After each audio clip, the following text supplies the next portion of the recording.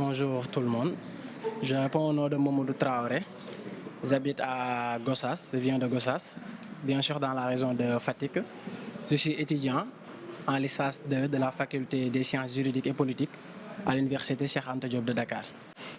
Voilà, avant tout d'abord, je vais profiter de cette occasion de prise de parole pour dire Alhamdulillah. Alhamdulillah d'être parmi ces jeunes cooptés pour être ici à Fatick, parmi tant d'autres étudiants, d'être ici dans le cadre d'un atelier de formation, de renforcement de capacité, si je peux le dire ainsi, dans le secteur extractif, avec bien sûr comme module la réglementation dans ce secteur.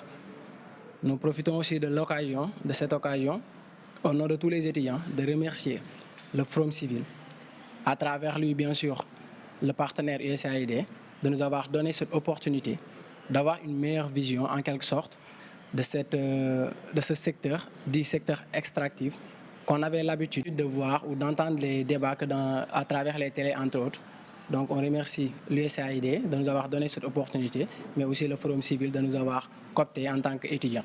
Dans le domaine du secteur extractif, on peut dire que la formation a été intéressante dans son ensemble.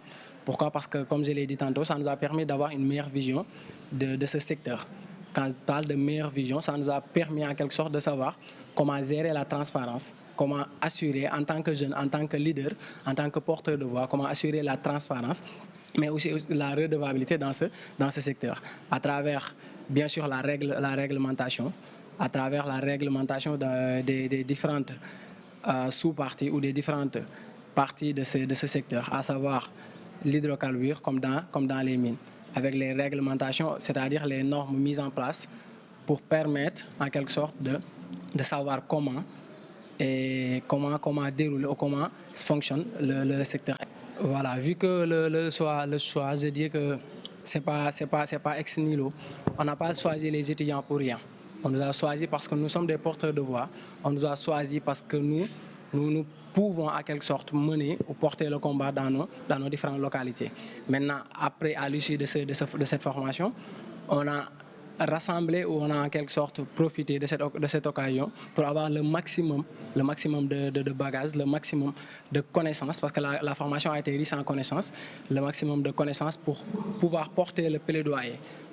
Je peux dire qu'à travers cette formation, on peut en quelque sorte dire qu'on a un aperçu de nos droits, de ce que nous devons dire, de ce combat que nous devons porter dans nos différentes localités, à travers, par exemple, ces formations portant ou considérant le secteur extractif, que ce soit dans le domaine des hydrocarbures comme dans les mines.